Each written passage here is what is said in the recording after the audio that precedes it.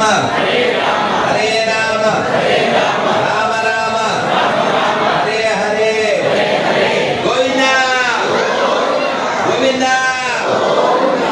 అలాగే మీరందరూ అక్కడికి వచ్చిన భక్తులు ఇక్కడికి వచ్చిన భక్తులు అందరికీ వేడివేడిగా మంచి ఇస్కాన్ ప్రసాదం ఉంది. ఇక్కడ చక్కగా 4 రకాల ప్రసాదం. ఆ ప్రసాదం తీసుకునే వెళ్ళాలి. ఇప్పుడు మనం మీడియాకు ఒక బయట ఇచ్చిన తర్వాత మన కార్యక్రమంలోకి వెళ్ళిపోదాం. అలాగే మీరందరూ లాస్ట్ టైము ఏకాదశి పేపర్ అది తీసుకుంటే ఇప్పుడు తీసుకోకండి. ఏదో ఇచ్చారు కదా అని రూపాయనారా ఎందుకు వేస్ట్ చేయాలి? వేస్ట్ చేయకండి. ఇంటి కూడా చెప్పులు తీసుకోండి, మనిషి కూడా చెప్పులు తీసుకోకండి. ప్రసాదం ఎంతైనా తీసుకోండి, దానికి అడ్డం లేదు. దానికి అసలు అడ్డమే లేదు.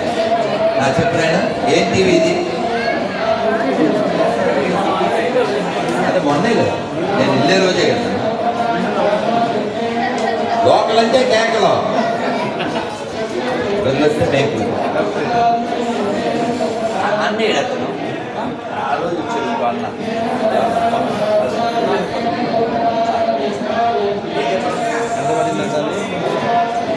జై శ్రీరామ్. హరే కృష్ణ. మేము ఈరోజు తిరుపతిలో మన అభయ హిందూ సేన తరపున ఈ నెల రోజుల క్రితం ఒక కార్యక్రమం జరిగింది. మళ్ళీ ఇప్పుడు ఒక సత్సంగ సమావేశం. భక్తులందరూ కూడా మెసేజ్ పెట్టగానే ఫోన్ చేయగానే రెస్పాండ్ అయ్యి ఈ కార్యక్రమానికి హాజరవుతున్నారు. అంటే తిరుపతిలో హిందువుల చైతన్యం బాగుంది అనడానికి రుజువే మీరు చూడొచ్చు ఈ జనం యొక్క ఉద్ధృతి. మనం తిరుమలలో తిరుపతిలో హిందుత్వానికి ఏది వ్యతిరేకంగా జరిగినా మన అభయ హిందూ సేన గొంతు విప్పుతుంది. అందుకోసం మనం మళ్ళీ ఇలాంటి సమావేశాలు చేస్తూ హిందువులు ఐక్యం చేయడం, హిందువులు మేలుకొలపడమే మా యొక్క లక్ష్యం. అభయ హిందూ సేన హిందువులకు ఎప్పుడు కూడా తోడుగా ఉంటుంది. అలాగే భయం లేకుండా అభయాన్ని ఇస్తూ ఉంటుంది. ఈ దేవాలయాల దగ్గర ఉండేటువంటి హిందువుల షాపుల దగ్గర త్వరలోనే అన్ని షాపులకి ఈ యొక్క స్టిక్కర్ లిఖించబడుతుంది. ఎందుకంటే మన దేవాలయాల దగ్గర ఎవడు పడితే వ్యాపారం చేసుకుంటున్నాడు. మన దేవుడు అక్కర్లేదు, మన దేవుడి పేరు కావాలి, మన దేవుడి సొమ్ము కావాలి. కాబట్టి అటువంటి మోసగాల నుంచి మన ధర్మాన్ని మన దేవాలయాన్ని రక్షించుకోవాలి. అందుకోసం అభయ హిందూ సేన తిరుపతి నుంచి మొదలుపెట్టిన ఈ ఉద్యమం అన్ని చోట్లకి విస్తరిస్తుంది. భారత్ మాతాకి, భారత్ మాతాకి, అభయ హిందూ సేనకి జై శ్రీరామ్.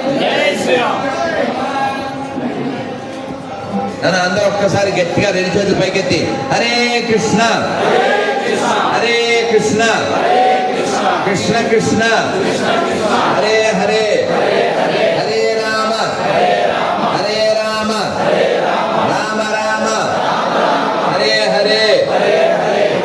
చాలా సంతోషంగా రామాయణంలో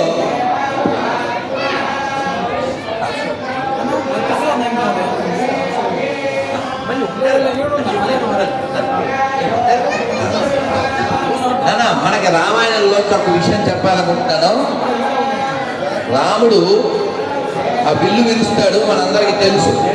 ఆ విల్లు విరిచినప్పుడు సీతాదేవి మాల వేయడానికి వస్తుంది. మాల వేయడానికి వస్తే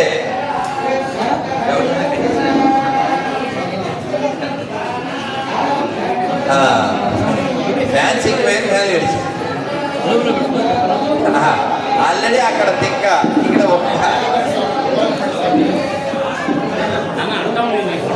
నీచులు నీచంగానే ఉంటారు రావు గారు అని. సో రామచంద్రమూర్తికి ఆ విల్లు విరవగానే సీతాదేవి వచ్చి మాల వేయబోతుంది.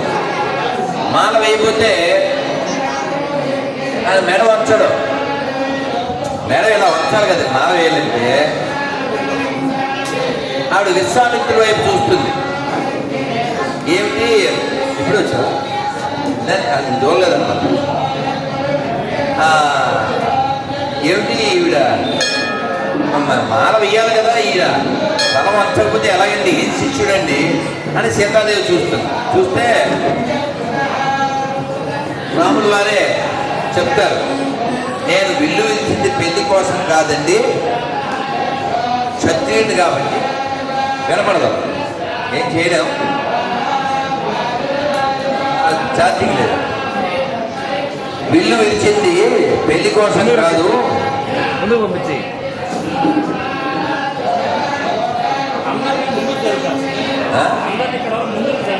అవునా? అప్పుడు నా ప్లాన్ చేయి నాన్న, ఒక్కసారి కొంచెం ముందుకు వస్తారా? కొంచెం కొంచెం అలా కొంచెం ముందుకి, ఆ విధంగా ముందుకెళ్దాం.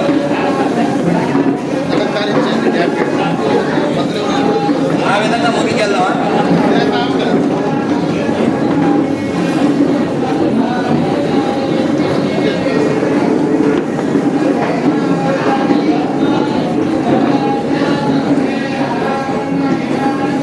మనం కొన్ని సిచ్యువేషన్లో ఏమీ చేయలేం కదా.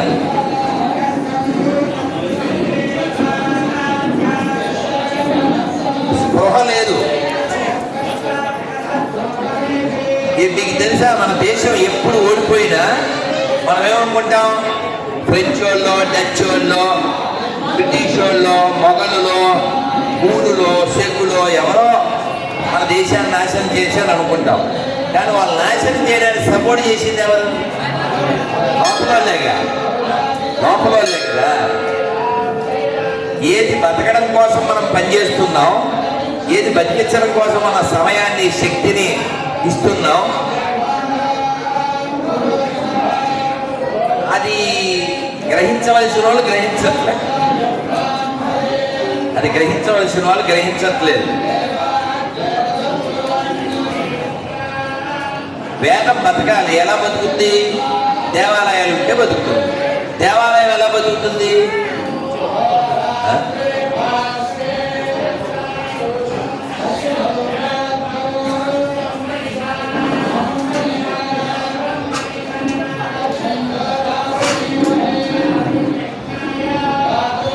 వేదం ఎలా బతుకుతుంది చెప్పండి? వేదం బతకాలంటే దేవాలయం ఉండాలి, మఠం ఉండాలి, మందిరం ఉండాలి. ఇవన్నీ ఉండాలంటే శక్తి ఉండాలి. అన్నమయ్య సినిమా చూశారుగా? అన్నమయ్య దర్శనానికి వెళ్తుంటే అడ్డుకుంటే ఏం చేశాడు? ఓం కేశవాయ నమః, ఓం నారాయణాయ నమః. ఆయన బుర్ర కర్ర రెండు వాడాడు. ఇంకా పద్మావతి దేవి, ఏమిటండి మీరు ఆయనతో ఫైటింగ్ చేస్తున్నారు అంటే మళ్ళీ దర్శనమిస్తారు. విషయం ఏంటంటే మనం ఖచ్చితంగా దేహ బలం కలిగి ఉండాలి, బుద్ధి బలం కూడా కలిగి ఉండాలి. మీరు ఎప్పుడైనా గుజరాత్లో సోమనాథ్ వెళ్ళారా? ఇద్దరు, ముగ్గురు, అమ్మ నేను 2018. సోమనాథ్ దేవాలయం గజని అనేటువంటి వాడు ఎన్నిసార్లు కొనుగొట్టేశాడు. వాడు 100 బండ్ల మీద, గుర్రాల మీద, ఏడుగుల మీద, అక్కడ ఉండేటువంటి బంగారం, నగలు అన్నీ ఎత్తుకెళ్ళిపోయాడు 100 బండ్ల మీద. మళ్ళీ కూలగొట్టి మళ్ళీ కట్టుకుంటే అలా చాలాసార్లు జరిగింది. ఫైనల్గా బాబు రాజేంద్ర ప్రసాద్ గారు దాన్ని ఇనాగ్రేట్ చేశారు. అది పునర్నిర్మాణం సర్దార్ వల్లభాయ్ పటేల్ గారు చేశారు. అని హిందూ కాబట్టి మన దరిద్రం కొద్ది చిచ్చి నెహ్రూ పిఎం అవడం వల్ల వాడు దానికి రాలేదు, వాడు దాన్ని ఇష్టపడలే. ఎందుకంటే వాడు ఏ జాతి వాడు కాదు. సో వాడి సంతానానికి సంబంధించిన వాడు మొన్న హిందువుల మీద విషం కక్కాడు, మీకు తెలుసు. అది పార్లమెంట్లో. సో కాబట్టి మన ధర్మానికి, మన దేవాలయాలకి వ్యతిరేకంగా పనిచేసే వాళ్ళు పార్లమెంట్లో ఉన్నారు, అసెంబ్లీల్లో ఉన్నారు, మన గల్లీల్లో ఉన్నారు, మన ఇళ్లలో కూడా ఉన్నారు. వాడి పేరు రాజేష్, వాడి పేరు సురేష్, వాడి పేరు మోహన్, వాడి పేరు సుబ్రహ్మణ్యం, వాడు మీ దేవుడు అని మొదలు పెడతారు. మొన్న వాడు ఎవరో నంద్యాల నుంచి ఫోన్ చేశాడు, పేరేంటి వెంకటేష్, నేను జై శ్రీరామ్ అన్నా. వాడు అండం నేను వాయిస్ మెసేజ్ పెట్టా, నాన్న వెంకటేశు అనే పేరు లేకుండా నువ్వు బతకగలిగితే వెంటనే ఫోన్ చేయి, లేదా నంద్యాల దగ్గరలో కాలం అది ఉంటుంది. కాలం ఎందుకు ఉంటుందని, నీళ్లు నిండుగా ఉన్నప్పుడు నువ్వు చచ్చిపో, కొత్త బాడీ వస్తుంది. కొత్త పేరు వస్తుంది, కొత్త సిమ్తో కొత్త పేరుతో ఫోన్ చేయి. ఇదే చెప్పారు. నీకు మా పేరు కావాలి, మా దేవుడు అక్కర్లే. సంతకం పెట్టినప్పుడు వెంకటేశ్వర పెట్టాలిగా. కాబట్టి మనం వాళ్ళని క్వశ్చన్ చేయవలసిన ఆవశ్యకత ఉందా లేదా, చేయాలా వద్దా? కాబట్టి ఏది ముఖ్యమో మనకి తెలియాలి, ఎక్కడ తగ్గాలో మనకి తెలియాలి, ఎక్కడ వాయిస్ పెంచాలో మనకి తెలియాలి. మనమేమో పూజలు చేయాలి, భజన చేయాలి, అవి చేయాలంటే దేవాలయాలు ఉండాలిగా. ఆ దేవాలయాలు అంటే రక్షించేటువంటి కచ్చన్నోడు ఉండాలిగా. ఇప్పుడు అక్కడ మంత్రం జరుగుతుంది, ఎందుకు జరుగుతుంది? హిందువులు మెజార్టీ కాబట్టి, అవునా? ఎవరైనా ఒక ఎడారి మతం వాడు వచ్చి అది ఆపేయండి అన్నాడు అనుకో, 100 మంది వచ్చి వయసు వద్దాలగా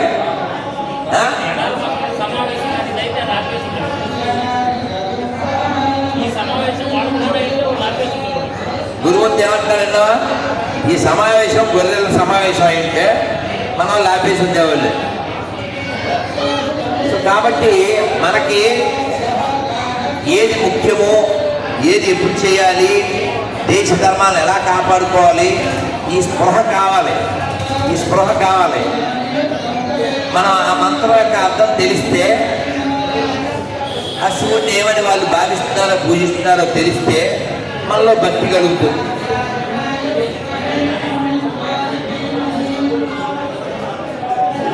అది అమ్మవారి గాయత్రి. ఈ కాత్యాయని దేవినే గోపికలు పూజ చేశారు. కృష్ణుడు భర్తగా రావాలి. కాత్యాయనాయ విద్మహే కన్యాకుమారి ధీమహి తన్నో దుర్గి ప్రచోదయాత్ అని చదువుతున్నారు కదా. అందుకని ఈ మంత్రాలు, ఈ పూజలు, హోమాలు, జపాలు, తపాలు, భజనలు, పండగలు ఇవన్నీ జరగాలంటే ఎవరు ఉండాలి? హిందువులు ఉండాలి. ఎక్కడైతే మనం తగ్గిపోయామో అక్కడ ఈ భజనలు ఏముండవు, మన బుట్లు ఉండవు, ఏముండవు, గుర్తుపెట్టుకోండి. అందుకని మనం ఇప్పుడు తయారు చేయవలసింది ఎవరిని? హిందువుల్ని. కనబడ్డ వాళ్ళంతా హిందువులు కాదు, గుడికి వచ్చిన వాళ్ళంతా హిందువులు కాదు, కొట్టించుకున్నవాడు కూడా హిందువు కాదు, చేతి దాడి కట్టుకున్నప్పటికీ ఆడు హిందువు కాదు. ధర్మానికి, దేశానికి, దేవాలయానికి ద్రోహం జరిగితే, గుర్తు విప్పితే వాడు హిందువు. అంతేగాని నెల్లూరులో రొట్టెల పండగ మట్టి పొరలో గొర్రెలు అవుతారు కానీ వాడు హిందువు ఎదుగుతాడు. దర్గాకి వెళ్ళిన దరిద్రులు హిందువులు కాదు. పబ్లికే చెప్తున్నా, దర్గాకి వెళ్ళే దరిద్రులు హిందువులు కాదు. అన్ని మతాలు సమానమనే దరిద్రులు హిందువులు కాదు, వాళ్ళు బొందుగాళ్ళు. హలాల్ మాంసం తినే దరిద్రులు హిందువులు కాదు.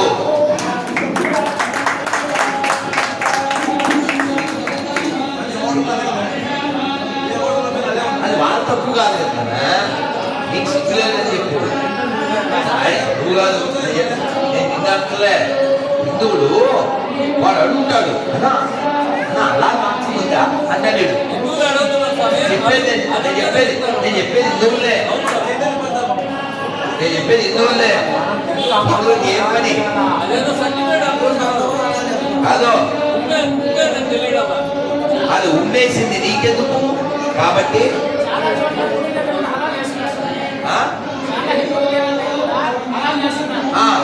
అది వీడి వెళ్ళి అడిగి మరీ కోయించుకుంటాడు. ఇప్పుడు కోతి కోయించుకుంటాడు, తర్వాత వేరే వేయడం కన్ఫర్మ్. కాబట్టి ఇప్పుడు కోడి తర్వాత వీడు జరగబోయేది భవిష్యత్తు అదే. కాబట్టి మనం మారాలి. మారడం అంటే ఏంటో తెలుసా? మారడం అంటే మాట్లాడడం, మారడం అంటే ఆలోచించడం, మారడం అంటే పరిశీలించడం, మారడం అంటే పోట్లాడడం, మారడం అంటే సమైక్యం అవ్వడం, మారడం అంటే కలిసి ఉండడం. ఈగో కోసం భలే ధర్మాన్ని చేస్తారు తెలుసా వాళ్ళు. మీకు తెలుసా, ముస్లింలకి, క్రైస్తవులకి, వాళ్ళ మతాలకి నెలకింత పక్కన పెడతారు తెలుసా మీకు.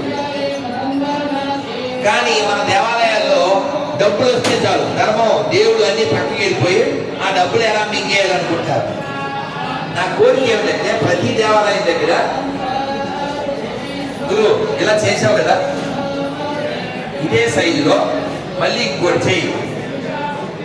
దేవస్థాన సొమ్ము, దేవద్రవ్యము అపహరించిన వారు కుష్ఠరోగులు అవుతారు. అబ్బే ఉన్నమాటే కుక్కై కొడతారు. శ్రీమద్ రామాయణం నా సొంతమేం కాదు. శ్రీమద్ రామాయణంలో ఓ కుక్క వచ్చి రాముడు వారికి కంప్లైంట్ చేస్తారు. తెలుసా మీకు? మీకు తెలుసా? గతంలో మీకు గుర్తుందా? సుప్రభాతం టికెట్ ఎంత? 800 చేశాయి అన్నాడు. గుర్తుందా? ఆ తర్వాత నేను ఒక ప్రెస్ మీట్ పెట్టి కథ చెప్పాను. ఏం కథ? అది రామాయణంలోదే. కుక్క వచ్చింది ఎక్కడికి?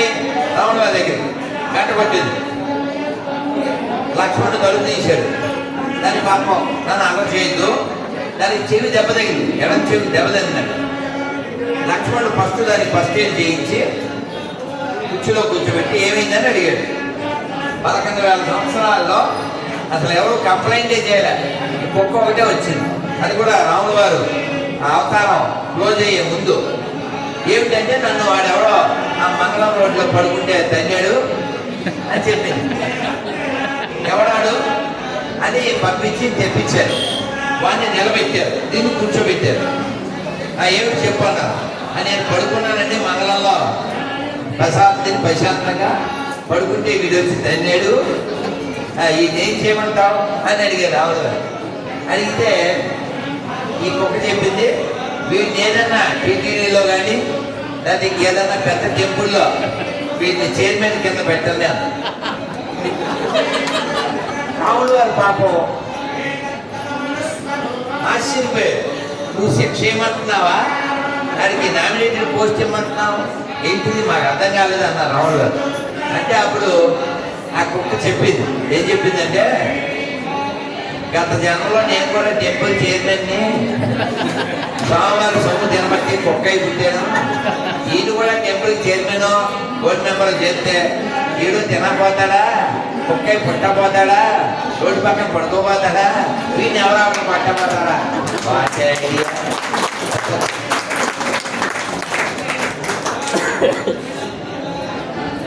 కాబట్టి నాన్న నువ్వు నెక్స్ట్ ఇలాంటి ఇదే సైజులో నేను చెప్పింది మళ్ళీ రాసి పెడతాడు. ఎగ్జాక్ట్లీ రేపు ఎల్లుండి చేయించు. నేను ఎల్లుండి పట్టుకోతాం. ఎక్కడ గురించి అక్కడ నటించేద్దాం. ఈ స్టిక్కర్ పీకున్నాడు అడుగుతుందండి, అది కూడా రాసేది.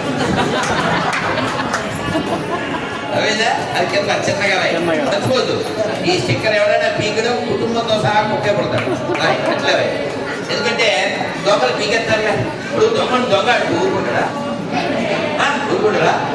అందుకని అది కూడా కింద రాయి, మర్చిపోద్దు. పిల్లలు వేసే కలర్ ఓకే, చాలా ఇంపార్టెంట్. కలర్ రాసిన వాళ్ళు ఉన్నారు వెనకాల కూర్చో ఉన్నారు. తులసి భూషణ్ గారు ఎక్కడున్నారు? మీరు ఒకసారి పిలవండి. తులసి భూషణ్ గారు తయారు చేసిన ఆయనే సార్. రండి సార్, రండి. కాబట్టి మనం ఎడ్యుకేట్ చేస్తే అవుతారా అవరా? ఉదాహరణకి రండి సార్, వారికి దారి.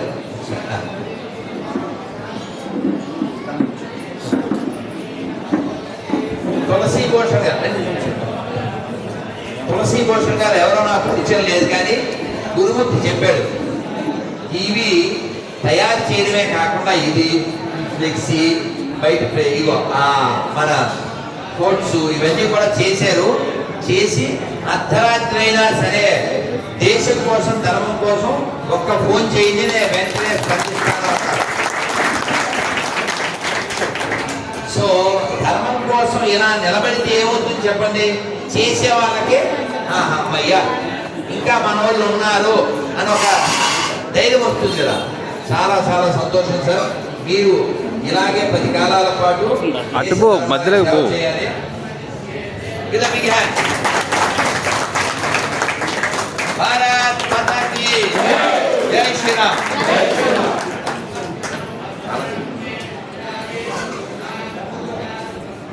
మరి నేను ప్రశ్న అడుగుతాను.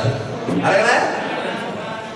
నాకు ఇంతకుముందు ఒక బ్యాడ్ హ్యాబిట్ ఉంది, అది వదిలేసాను, అలా ఏదో ఒక హ్యాబిట్ విషయంలో చేయదు. మీలో మీరు ఉంటారు కదా, ఏదో ఒకటి, అది ఏదైనా చెప్పక్కర్లేదు. మీరు ఇప్పుడు వచ్చేలాగా యాక్షన్ ఏం చేయక్కర్లేదు, అర్థమైందా? వదిలేశారు కదా, అది మీరు చెప్పక్కర్లేదు. నేను ఇది ఎందుకు అడుగుతున్నా అంటే మీకు మీరే చెప్పండి. ఎందుకు అడుగుతున్నానంటే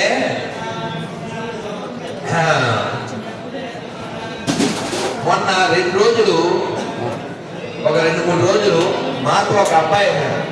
వాడికి 25 ఏళ్ళు, ఎక్కడి నుంచో వచ్చాడు. వాడు టీ లేకపోతే వాడికి అసలు గిలగల వీసిపోతాడు. 25 ఏళ్ళ పిల్లవాడికి టీ అంత ఇంపార్టెంట్ ఎలా అయిపోయింది?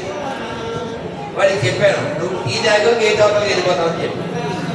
కష్టపడి ఉన్నాడు. నేను మా టెంపుల్కి వెళ్ళాను, అంటే ఇప్పుడే వస్తా అని చెప్పాడు. బండి ఎక్కడున్నావంటే బండి దగ్గర ఉన్నాను. నాకు అర్థమైంది, టీ తాగేవాడు, తాగేశాను. మరి క్షమించాలి కదా, ఫస్ట్ టైం క్షమించేశాను. నిన్న నేను ఏదో పనిలో ఉంటే మీరు వెళ్ళమన్నారు కదా అని అది గాడే చెప్పింది, అది మళ్ళీ తగ్గింది. నేను చెప్పానా? నేను చెప్తానా? సో ఇవాళ మొత్తానికి వాడు వెళ్ళిపోయాడు. అంటే ఒక అలవాటు సత్సంగం నుంచి దూరం చేసింది కదా వాడికి అన్ని ఫెసిలిటీస్ ఇచ్చాం, కానీ టీ ఏం చేసింది? రా రా అని. కాబట్టి మనది గాడ్ హ్యాబిట్ అవ్వాలి తప్ప బ్యాడ్ హ్యాబిట్. మన హ్యాబిట్ మనని ఉన్నత స్థితికి తీసుకెళ్ళాలి. పూజ చేయలేదు, మనసు అశాంతిగా ఉండాలి, ముట్టు లేదు, చిరాకుగా ఉండాలి. జపం చేయలేదు, అశాంతిగా ఉండాలి. అవి మంచి హ్యాబిట్స్. నేను ఖచ్చితంగా రోజు భగవద్గీత లేదా ఏదో ఒక పుస్తకం నేను తిరగేస్తా అన్నోళ్ళు, ఏదో పుస్తకం, అమ్మో తిప్పరా ఆహా బతుకుంది, హిందుత్వం బతుకుంది, కొట్టాను రా గట్టిగా.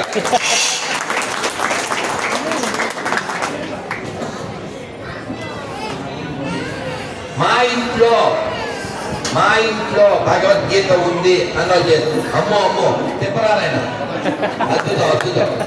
అద్భుతం. మరి భగవద్గీతలో ఒక్క శ్లోకం వచ్చు, తగ్గిది అయినా పర్వాలేదు. ఆ ఒక్క అమ్మ నువ్వు చెప్తావా? అమ్మో గ్రేట్. ప్రసూన అమ్మ కూతురు ఏంటిది? నందిత. ఇట్లండి.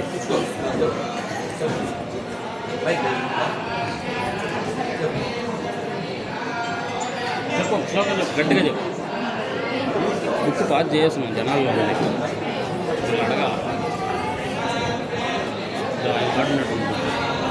చెప్పు.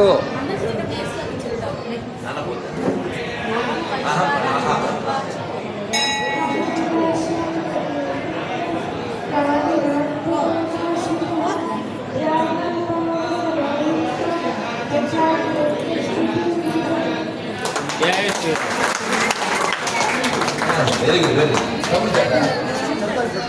చెప్పు, ఇంకోటి చెప్తాడే.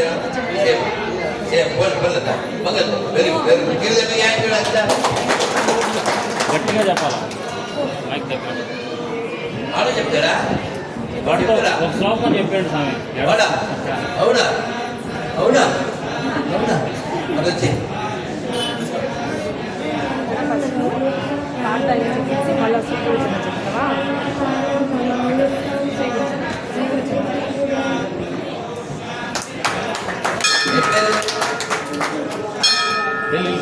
విష్ణు పాపం వీడు మొన్న రాత్రి చాలా లేట్ వచ్చింది విమానం, అయినా నన్ను చూడతామని వచ్చాడు.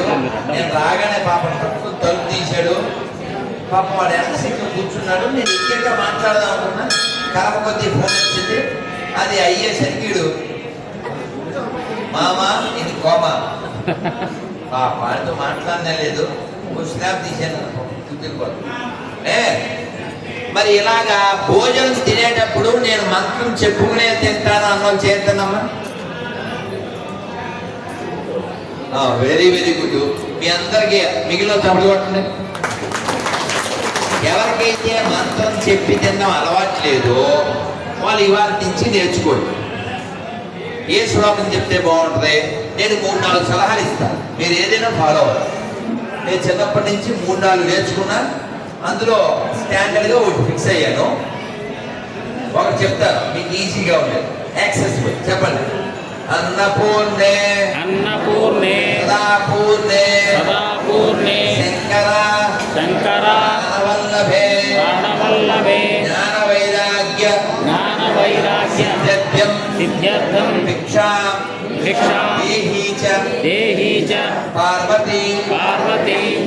ఓకే, ఈ శ్లోకం నేను చేసుకుంటే ఈజీ. అమ్మవారిని ఏమడుగుతున్నాం మనం? అమ్మవారిని ఏమడుగుతున్నాం మనం? అమ్మవారిని ఏమడుగుతున్నాం? జ్ఞానాన్ని ఇమ్మని అడుగుతున్నాం, భక్తిని ఇమ్మని అడుగుతున్నాం. కూర, సబ్జీ, సమోసా, ఆలుగడ్డ, పచ్చిగడ్డ, పొల్లగడ్డ అవి అడగట్లేదు. ఏమడుగుతున్నాం? జ్ఞానము వైరాగ్యం అడుగుతున్నాం. అర్థమైందా? ఇది ఒక శ్లోకం. మీరు నేర్చుకుంటే ఇది నేర్చేసుకోండి. ఖచ్చితంగా మంత్రం చెప్పే తినాలి. రెండోది చెప్పారుగా పిల్లలు, వీడియో అదేనా బ్రహ్మాత్రం.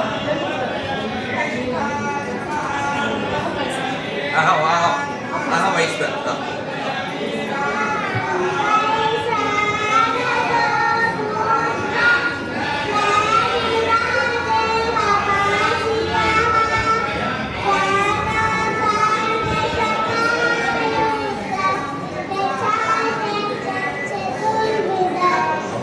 ఏం పేరు నీ పేరు? కోమల్ కుమార్. గిరిజామికి హ్యాండ్ కోమల్ కుమార్. వెళ్ళే కదా. ఇప్పుడు నీకు మాల ఎవరు ఇచ్చారు? ఎవరు వేసారు మాల? మర్చిపోయావా? మాల ఎవరు వేసారు? ఎవరు వేసారు మాల? నేనేనా? అంకులు వేసారా? అంకుకేమో నేను వేసానా? సరే సరే. ఇప్పుడు దీన్ని ఏమంటారు? దీన్ని ఏమంటారు? చెరువు. దీన్ని ఏమంటారు? నోసా. మరి దీన్ని ఏమంటారు? ఇలా చూడు, దీన్ని ఏమంటారు? మర్చిపోయావా? నందిత నువ్వు చెప్పు, దీన్ని ఏమంటారు ఇంగ్లీష్లో?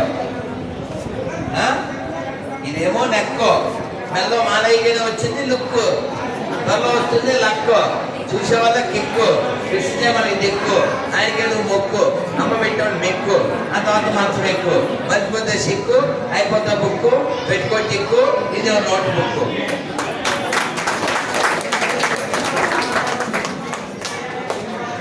అందుకని మీరు అన్నపూర్ణ సదాపూర్ణ. రెండోది చెప్పండి, బ్రహ్మహవే బ్రహ్మాగ్రౌ బ్రహ్మణాహుతం బ్రహ్మైవతేన గంతవ్యం బ్రహ్మకర్మ సమాధినా.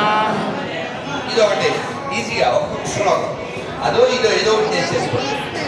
ఏం చెప్తామంటే, మేము మహాప్రసాదే గోవిందే నమో బ్రాహ్మణ వైష్ణవే స్వల్పపుణ్యం రాజన్ విశ్వాసనైవ జాయతే శరీరా అవిద్యాజా జడేంద్రియాహేకా జీవే ఫలే విశేషాగరే తారే మధ్య జిహ్వతి లోభో మాయసు సర్వతి నాకి చేత కఠిన సంసారే కృష్ణ బడాదయామో పురో పురో జిహ్వాజాన్ ప్రసాదం నదలమావో సే అన్నామృతమావో రాధా కృష్ణ గుణభావో ప్రేమ సదా కోష్ఠి చైతన్య నితాయ్ జై నిమాయ్ జై నితాయ్ జై శ్రీకృష్ణ చైతన్య ప్రభు నిత్యానంద శ్రీ అద్వైత గదాధర శ్రీవాసాది గౌరభక్త బృంద. అందరూ గట్టిగా చేతి పైకెత్తి హరే కృష్ణ హరే కృష్ణ కృష్ణ కృష్ణ హరే హరే హరే రామ హరే రామ రామ రామ హరే హరే జై శ్రీరామ్. అయ్యి బాబోయ్, నేను మంత్రాలు ఎక్కడ చెప్తాం మనం? అందుకని మీరు ఇవేం చెప్పకపోయినా పర్లేదు. ఈ లాస్ట్లో చెప్పానే ఏంటది? హరే కృష్ణ. ఆ హరే కృష్ణ ఒక్కటి 3 సార్లు చెప్పేసి భోజనం చేసేయండి, టిఫిన్ చేసేయండి. కానీ కేఎఫ్సి దానికి దీనికి సంబంధం. మీరేగా మంత్రం చెప్పమన్నారు అని కేఎఫ్సి నుంచి తెప్పించినప్పుడు చెప్పకూడదు. అర్థమైందా నాన్న? ఇప్పుడు నేను 1 2 3 అనగానే చేతులు ఎత్తి మీరు హరే కృష్ణ చెప్పాలి. 1 2 3. హరే కృష్ణ హరే కృష్ణ కృష్ణ కృష్ణ హరే హరే హరే రామ రామ రామ హరే హరే. అబ్బబ్బబ్బ, అద్భుతంగా చెప్పారు. ఇంకొక 2 సార్లు 1 2 3. హరే కృష్ణ కృష్ణ కృష్ణ హరే హరే హరే రామ రామ రామ హరే హరే హరే కృష్ణ కృష్ణ